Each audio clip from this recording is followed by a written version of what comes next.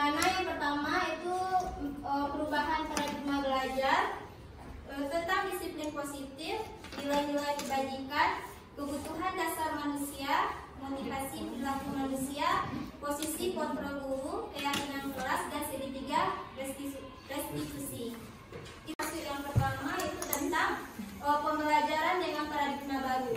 Mungkin ini juga tidak asing lagi bagi kita, di mana pembelajaran berbasis paradigma baru ini dikenal dengan istilah kurikulum merdeka pada saat sekarang ini, di mana sebagusnya itu tuh kita di dalam proses pembelajaran itu menekankan kepada atau berorientasi lah kepada peserta didik dalam menguatkan kompetensi dan penguatan karakter siswa, di mana proses pembelajarannya itu 85% itu berorientasi kepada siswa, di mana salah satu cara pendekatannya yang sering digunakan yaitu dengan proses pembelajaran berdiferensiasi. Nah, kenapa kok dengan proses pembelajaran berdiferensiasi? Karena proses pembelajaran ini itu sesuai dengan kebutuhan belajar siswa. Kita sekarang kalau kita pergi lihat ke kelas, mungkin kita dihadapkan kepada siswa yang beragam latar belakangnya. Jadi supaya kita sebagai guru, tujuan kita semua siswa mendapatkannya, makanya disarankan kita untuk menggunakan proses pembelajaran berdiferensiasi tadi, sesuai dengan kebutuhan belajar siswa dengan latar belakang yang berbeda-beda. Nah, itu mungkin saja tentang pembelajaran dengan paradigma baru. Itu di dalam proses pembelajaran di kelasnya mungkin ada semacam miskonsepsi tentang teori kontrol, di mana kita dalam menghadapi siswa itu ada beberapa ilusi mungkin yang sering kita lakukan. Nah, yang pertama itu ilusi guru mengontrol murid. Di sini mungkin kita sebagai guru sering bertindak di dalam kelas seolah-olah ini kita bisa sesuai sekehendak kita siswa kita, tapi ternyata tidak. Kenapa? Karena siswa ini apapun yang dilakukannya itu punya tujuan tersendiri. Mau yang positif yang dilakukannya maupun yang negatif kita tidak bisa mengontrol. Tapi apa yang bisa kita lakukan? Mungkin kita bisa menguatkan motivasi intrinsik apa sebenarnya alasan mereka melakukan sebuah kegiatan tadi. Nah, yang kedua, ini bahwa semua penguatan positif efektif dan bermanfaat. Ini kalau kita lihat juga langsung ke lapangannya, ini bagus juga penekanan seperti ini. Tapi ini bagusnya dalam jangka waktu pendek. Tapi kalau dalam jangka waktu panjang itu akan mempengaruhi kepribadian siswa. Kenapa? Karena nanti bisa membuat siswa kita itu tergantunglah kepada diri guru. Walaupun yang kita berikan itu yang positif-positif, tapi takutnya nanti siswa tersebut tidak mandiri. Yang keempat, ilusi bahwa kritik dan membuat rasa bersalah mampu menguatkan karakter. Ini juga kurang sesuai dengan teori kontrol yang dibuat. Kenapa? Karena kalau kita sering melakukan membuat murid itu merasa bersalah, murid itu akan mencapai nanti ke identitas gagalnya. Kenapa? Karena dia udah mengklaim dirinya itu salah saja. Nah, kayak gitu. Jadi kita sebagai guru sebaiknya dan seharusnya jangan membuat diri siswa itu seolah-olah dia merasa bersalah. Yang terakhir itu ilusi bahwa orang dewasa berhak menerima. Bahwa orang dewasa berhak memerintah, maksudnya itu salah penulisan. Kita mungkin sebagai seorang guru sering itu menyuruh peserta didik kita seperti apa yang kita inginkan. Itu seharusnya tidak dilakukan oleh seorang guru. Kita cuma memberikan peluang untuk mereka bereksperimen sesuai dengan apa yang mereka lakukan, sesuai dengan tujuan pembelajaran yang kita tetapkan. Jadi sesuka hati mereka saja. Intinya pada dasarnya itu tidak keluar dari konsep atau tujuan pembelajaran yang kita berikan. Nah, mungkin ini saja mungkin kita selaku guru sering melakukan atau bertindak seperti ini.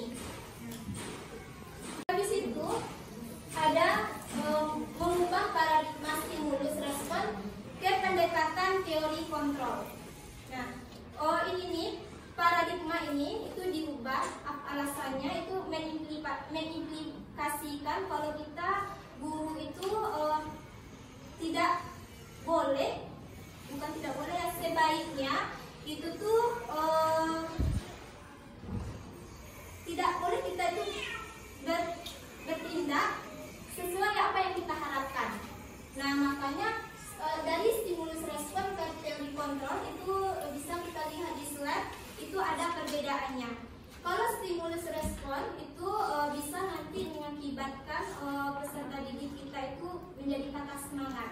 Tapi kalau dengan adanya teori kontrol yang kita lakukan, itu bisa seolah-olah nanti membawakan dampak positif kepada siswa dengan cara memberikan stimulus-stimulus yang membangkitkan motivasi mereka untuk melakukan tindakan-tindakan sesuai yang mereka inginkan.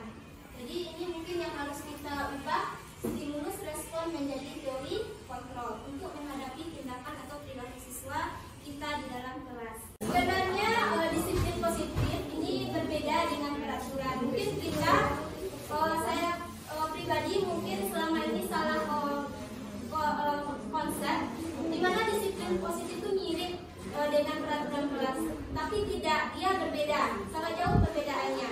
Dimana kalau peraturan kelas itu kita yang membuat aturan-aturan kepada siswa dengan menggunakan kata-kata yang negatif. Contohnya tidak boleh meribut, itu peraturan kelas. Misalnya tidak boleh membuang sampah sembarangan.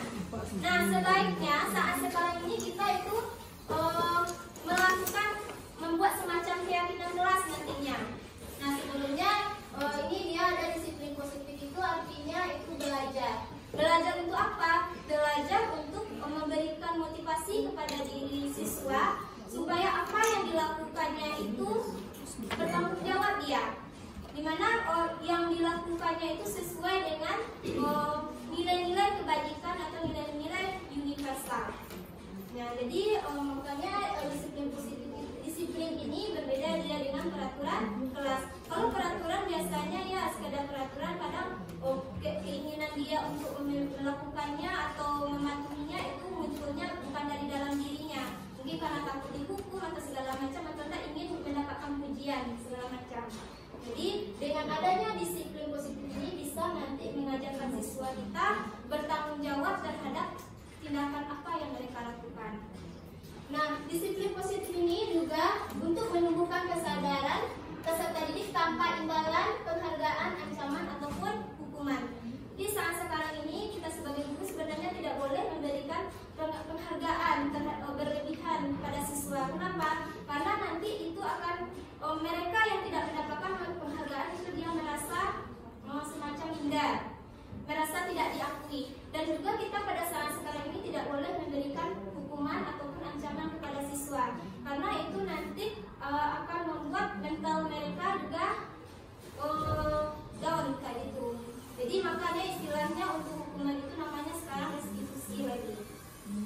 Habis itu sebagai pendidik tujuan kita adalah menciptakan peserta didik yang memiliki disiplin diri sehingga mereka berperilaku mengacu kepada nilai-nilai kebajikan universal dan memiliki motivasi intrinsik dalam perubahan perilaku ke arah yang lebih baik. Jadi seperti yang dibilang tadi, tugas kita sebagai guru seharusnya bagaimana caranya memunculkan motivasi intrinsik supaya tingkah laku anak kita ini sesuai dengan nilai-nilai kebajikan yang ada.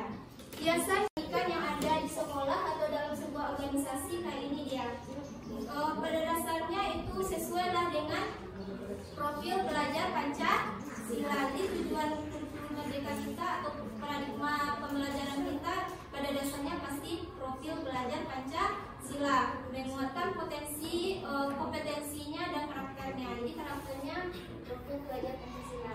Jadi ini dia salah satu contoh nilai-nilai yang akan kita terapkan, yang akan kita kuatkan ke dalam diri siswa kita. Dengan karakter yang bagus, nanti proses pembelajaran itu akan gampang saja ngalirnya ke dalam diri siswa kalau karakternya itu sudah tertanamkan dengan baik. Habis itu kebutuhan dasar manusia. Nah, mungkin di lapangan kita dihadapkan pada keberagaman seorang diri siswa, di mana ada siswa yang bisa mendengarkan apa yang kita bilang, kadang ada menolak dan seolah ada juga yang melarikan diri dari kenyataan. Pada dasarnya mungkin siswa kita, bahkan juga kita mungkin kurang mendapatkan kebutuhan dasar. Dimana kebutuhan dasar manusia ini ada 5 nantinya. Dimana kelima-limanya ini kita sebagai individu maupun murid sebagai individu harus merasakannya, harus mendapatkannya. Kalau dia tidak mendapatkan salah satunya, itulah beberapa hal yang kita temui. Kalau ada murid yang nakal, mungkin ada yang agak melenceng dari nilai-nilai yang ada. Nah, jadi kita lihat kebutuhan dasar apa yang kurang bagi diri mereka. Ini dia 5 dasar manusia yang harus ada di dalam diri kita.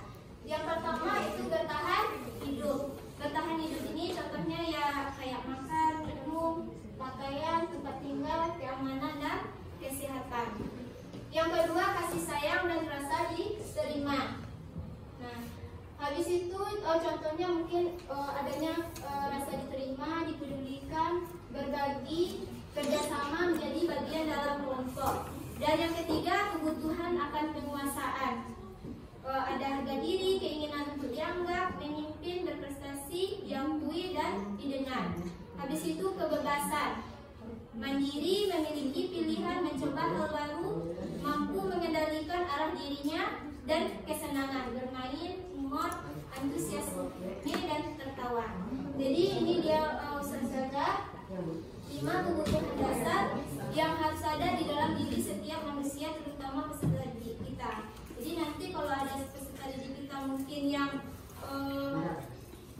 agak sedikit berbeda dia dari segi sikap dan perbuatannya, mungkin bisa kita telusuri. Mungkin salah satu dari 5 kebutuhan dasar ini tidak didapatkannya, baik di rumah maupun di dalam lingkungan sekolah atau di dalam kelas, mungkin juga di dalam lingkungan masyarakat. Mungkin pada saat kita belajar kebebasannya mungkin kurang kita perhatikan. Mungkin kita di dalam proses pembelajaran kita menginginkan siswa itu melakukan apa yang harusnya kita berikan. Jadi sehingga seolah dia tertekan. Mungkin ada juga mereka yang tidak mau mengerjakan karena dia merasa tidak mendapatkan kebebasan pada saat dia berada di dalam kelas kita. Mungkin itu salah satu contohnya dari 5 kebutuhan dasar yang belum diterima oleh siswa kita. Habis itu ada motivasi perilaku manusia. Seperti yang dibilang tadi, motivasi itu dorongan di dalam diri seseorang atau individu dalam mengerjakan atau dalam melakukan sebuah tindakan. Jadi motivasi ini atau dorongan ini ada kalanya muncul di dalam diri, ada kalanya muncul di dalam diri atau istilahnya ekstrinsik dan intrinsik. Nah, kita sebaliknya itu tuh dia melakukan motivasi intrinsik kepada siswa supaya apa? Nah, mereka bisa menekankan atau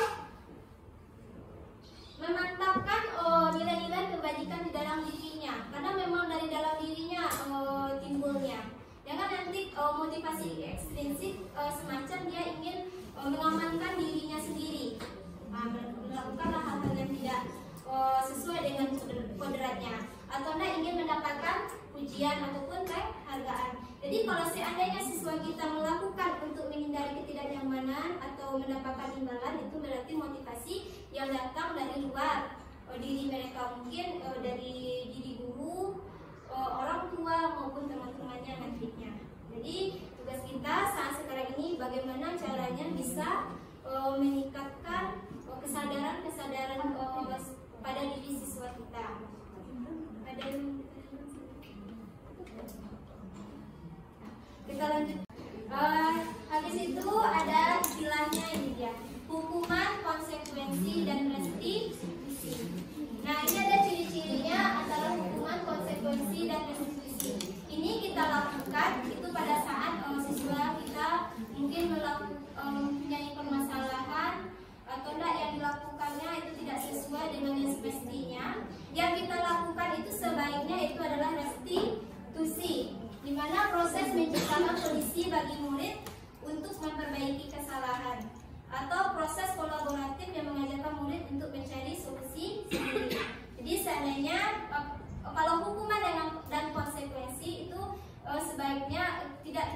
lakukan. Kita lebih baiknya melakukan restitusi dengan cara melakukan pendekatan secara personal. Mungkin dengan cara kita mengajarnya untuk ke BK secara virtual ataupun di dalam kelas boleh juga, tapi dalam keadaan empat mata. Di sana bisa nanti kita menanyakan apa sebabnya dia melakukan, pasti ada alasannya tersendiri atau tujuannya tersendiri, dan kita bisa juga nanti membantukan mereka untuk mencarikan solusi dari permasalahan yang mereka rasakan. 5 posisi kontrol guru ini juga di PMM juga ada ya Ustazah, dimana kalau di PMM itu ada videonya, kalau penghukum kayak gimana gayanya, kalau pembuat merasa bersalah kayak gimana juga kayak seorang guru menegur siswanya. Pada saat itu kalau di PMM kalau tidak salah itu menghadapi siswa yang terlambat pada masa itu. Jadi nampak perbedaannya antara penghukum, pembuat merasa bersalah, teman, pemantau, dan manajer. Nah, dari 5 posisi kontrol ini, apabila siswa kita melakukan kesalahan, itu sebaiknya kita melakukan posisi kontrol manajer. Dengan cara apa? Dengan cara melakukan restitusi tadi. Nah, itu dia saja. Contoh penerapan 5 posisi kontrol ini sebagai penghukum dan pembuat slide apa? Kalau penghukum biasanya ada kata perintah, dan itu kadang ada mengeluarkan kata yang kurang sopan juga, dan ada suaranya agak sedikit lebih keras. Nah, sementara pembuat merasa bersalah seperti yang dijelaskan tadi, kita sebaiknya jangan membuat siswa kita itu merasa bersalah, karena itu akan mewujudkan atau menimbulkan identitas gagal di dalam diri mereka. Jadi takutnya nanti mereka takut aja mau ngapain segala macam, karena dia udah duluan membuat dirinya itu kalau salah. Itu dia saja. Dan yang terakhir itu manajer. Nah, manajer ini melalui pendekatan kontrol manajer inilah kita bisa melakukan restitusi tadi. Kelas lagi saja. Nah, mengapa keyakinan kelas? Mengapa bukan peraturan kelas? Mungkin ada pemahaman Ustazah, ada yang ingin berpendapat mungkin Ustazah? Ini. Kenapa kok istilahnya sekarang ini keyakinan kelas? Kenapa kok nggak peraturan kelas? Kan sebelumnya kita kalau di dalam kelas itu adanya peraturan, bukan keyakinan kelas lagi. Nah, tapi saat sekarang ini semenjak paradigma pembelajaran kita diganti, itu istilahnya sekarang keyakinan kelas. Kira-kira mungkin ada kalau Ustazah yang bisa memberikan pendapatnya, kenapa kok keyakinan kelas, kenapa bukan peraturan kelas? Iya, tapi kalau peraturan kita diambil aja membuat. Iya, terima kasih ya, Mem. Nah, coba nanti.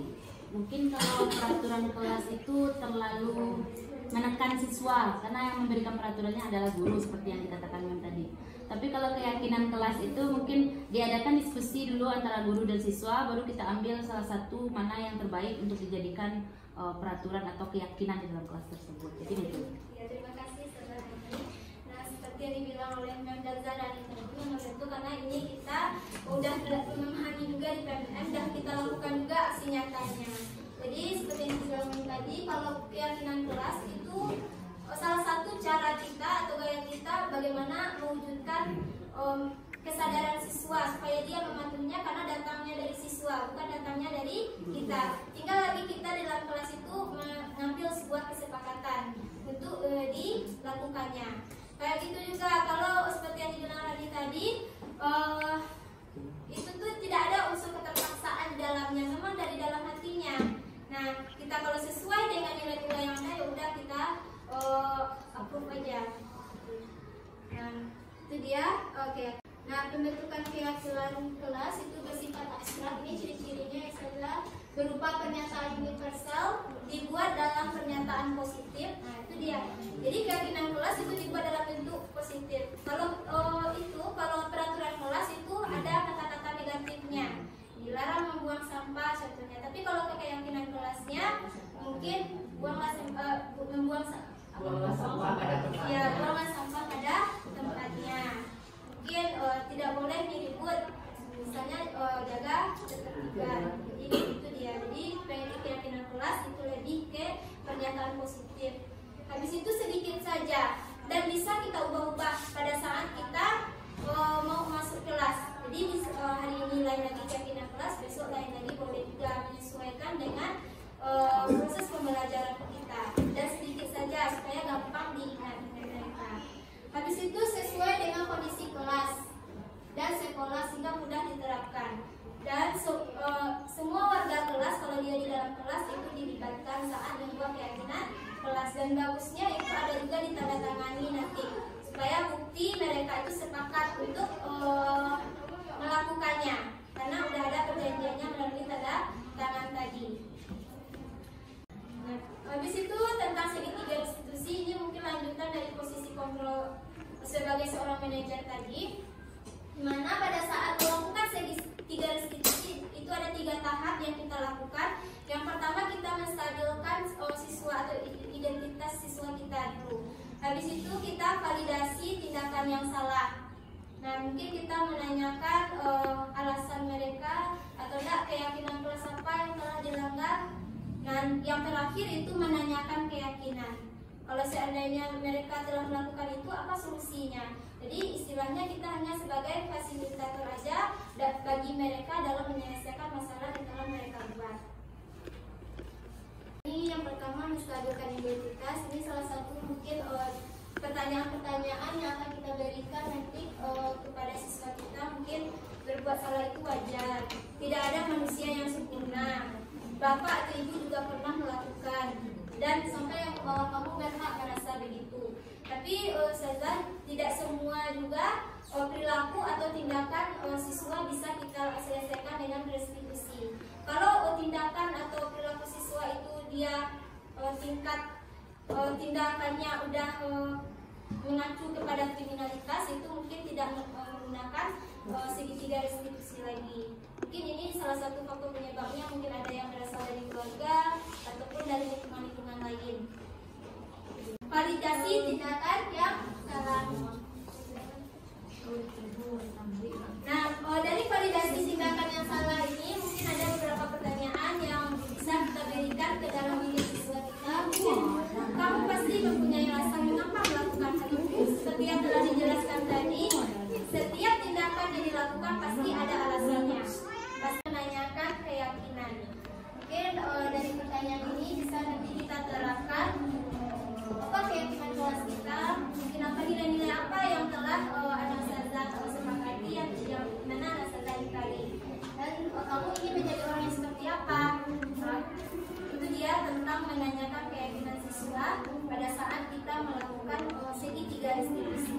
Kemarin itu ada tugas membuat segitiga restitusi, di mana kemarin itu Fahri kelas 9C dia sering terlambat pada saat jam pertama 1 bulan belakangan, satu setengah atau 2 bulan yang belakangan. Jadi telah melakukan segitiga restitusi.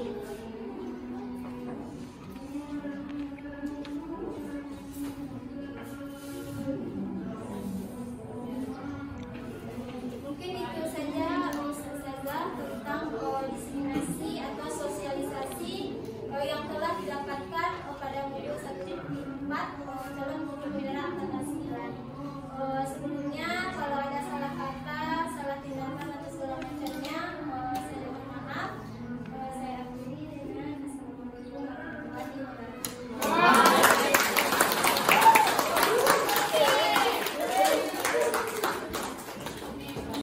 Fahri, kemarin Ustazah mendengar dari teman Fahri, dan juga setelah Ustazah bertanya kepada guru tiket, Fahri sering terlambat ya belakangan ini.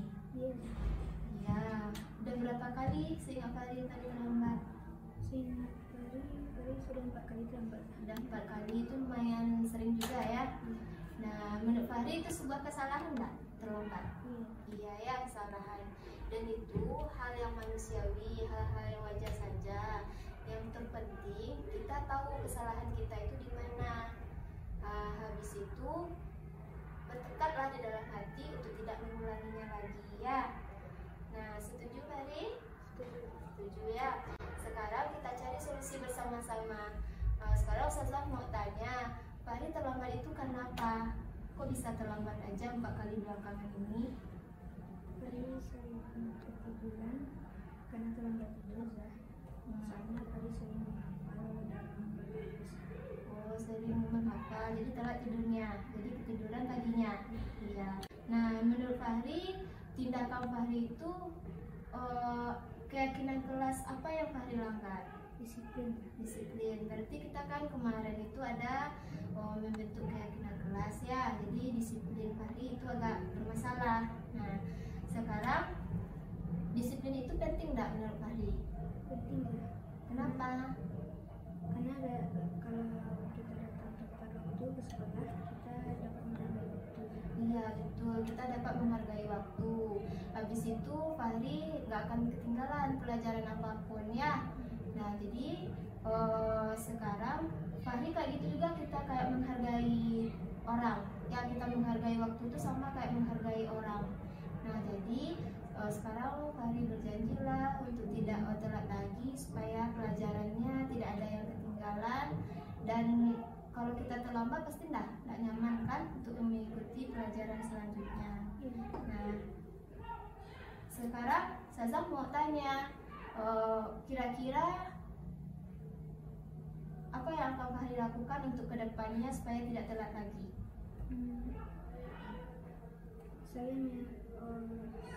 Saya akan datang tepat waktu dan menghafal terus setelah maghrib. Iya, setelah maghrib itu disisihkan waktunya ya.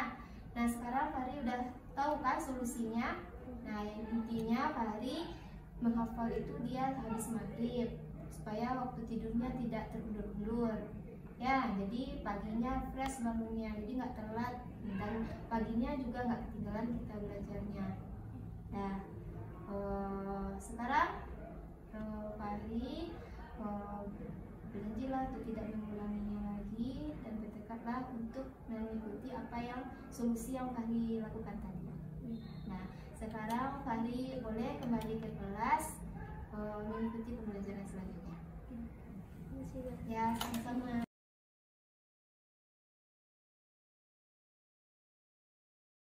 Kami akui kalau kami mempunyai 4 fungsi yang ada dalam diri kami. Itu yang pertama.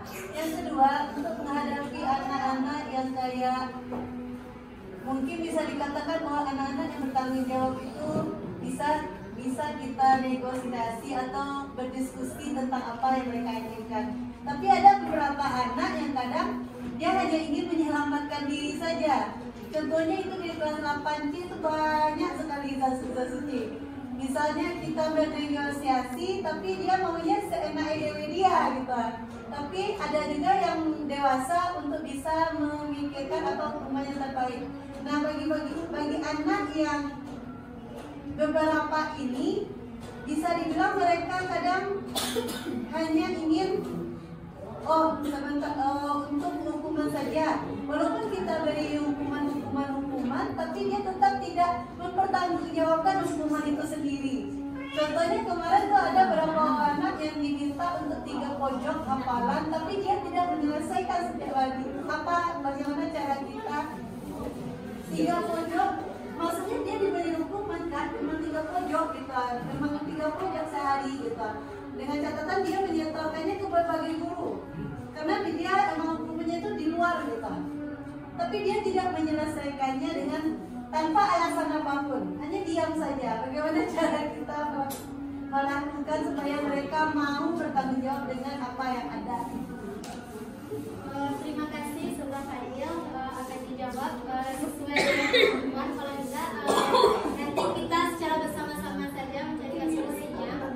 Dan menurut teori kontrolnya, nah bagi siswa-siswa kita yang bermasalah seperti yang telah dibilang tadi, setiap tindakan siswa itu dia memiliki tujuannya. Alangkah baiknya kita itu melakukan atau mengajak siswa itu untuk berbicara dengan kita dengan tindakan yang dia lakukan itu apa motifnya, apa alasannya. Mungkin ada beberapa alasan mungkin yang bisa kita dapatkan terhadap tindakan-tindakan yang mereka lakukan. Seperti yang dibilang tadi setiap yang dilakukan oleh siswa baik yang positif maupun yang negatif pasti ada alasannya yang tidak kita ketahui. Atau tidak kita lihat lagi 5 kebutuhan tadi. Nah, dengan cara memanggil siswa tadi 5 kebutuhan tadi, mungkin dari 5 kebutuhan tadi ada salah satunya yang tidak didapatkan di dalam dirinya sehingga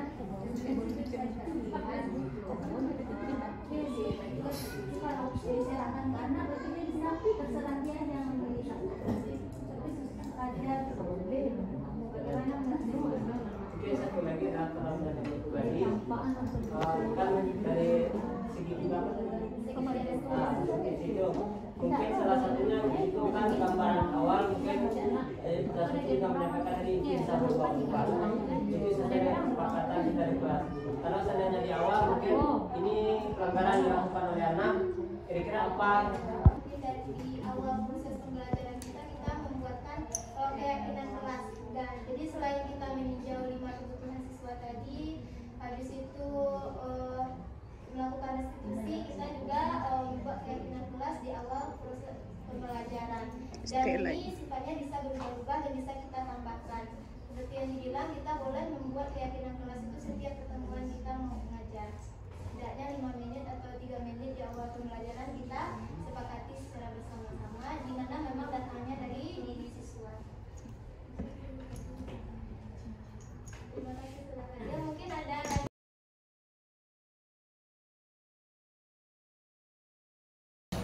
pernah nggak dengar keyakinan kelas siswa, Kak? Belum lagi. Nah, keyakinan kelas ini dia mirip itu dengan peraturan. Nah, jadi sekarang namanya itu harus atau sedikit diubah. Kalau peraturan kelas itu biasanya itu yang membuat itu adalah ustazah atau tidak sekolah. Tapi kalau keyakinan kelas itu anak ustazah yang nantinya akan menyepakati. Nah, kenapa kayak gitu? Karena berharap ustazah dengan keyakinan yang kelas yang anak ustazah ini nanti itu rasa tanggung jawab anak ustazah semakin besar dan semakin tinggi dalam mematuhi aturannya. Dan gitu juga pada saat membuat keyakinan kelas itu membudayakan sifat positif. Kalau peraturan kelas itu nggak pakai sifat positif. Contohnya peraturan kelas apa? Tidak boleh meribut atau tidak dilarang meribut, dilarang mengganggu teman. Itu peraturan tak? Iya. Tapi kalau keyakinan kelas diubah kata-katanya menjadi yang positif. Contohnya dilarang meribut. Nah, apa kata-kata positifnya kira-kira? Saling menghargai misalnya. Ya, misalnya dilarang mengganggu teman. Ubah lagi. Kalau keyakinan kelasnya menghormati teman, kayak gitu. Misalnya datang tidak boleh terlambat. Keyakinan kelasnya apa? Datang tepat waktu atau tidak disiplin. Nah, bisa lagi. Nah, itu dia bedanya peraturan kelas dengan keyakinan kelas. Jadi keyakinan kelas itu diidentikan dengan sifat-sifat positif yang membentuk itu adalah anak ustazah, bukan ustazah. Tapi kalau peraturan kelas itu ustazah nanti akan menentukannya. Nah, jadi sekarang tugas kita itu menyepakati keyakinan kelas. Nah, keyakinan kelas itu terserah anak ustazah, yang penting dia membawa ketertiban nanti. Nah, sekarang ustazah tugaskan ke anak ustazah di stiker ini untuk membuat keyakinan kelas. Nah, nanti ditempelkan di sini. Dari keyakinan kelas yang anak ustazah ini nanti itu ustazah ambil beberapa yang sesuai. Kadang kan ada yang sama. Kalau sama kan satu saja.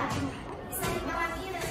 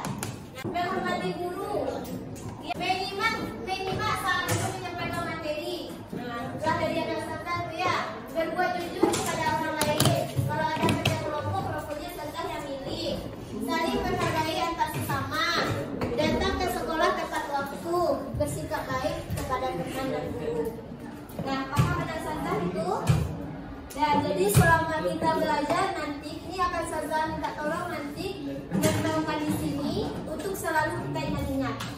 Nah, bagaimana Nasazza setuju dengan apa yang telah Nasazza bikinkan ini? Gimana? Setuju? Nah, setuju ya. Salah satu bentuk dari setuju Nasazza adalah lanjut Zaki.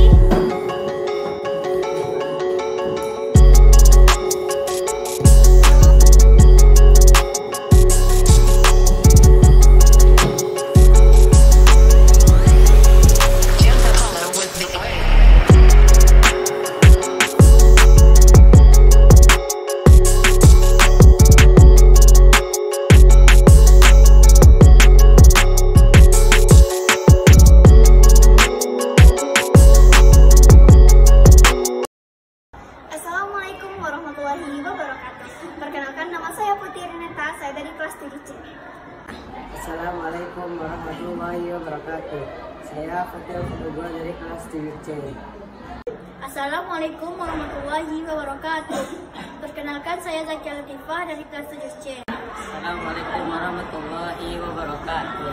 Saya Muhammad Khalil dari 7C. Assalamualaikum warahmatullahi wabarakatuh. Saya Fadila Laura dari kelas 7C.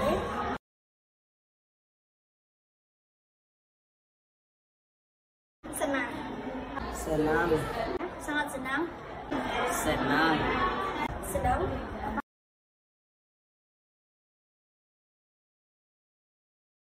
Penting. Penting. Penting. Apa? Sangat penting. Sangat penting.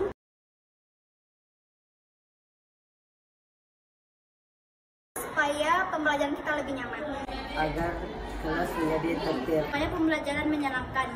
Supaya kelas menjadi lebih tertib. Agar pelajaran lebih bermanfaat.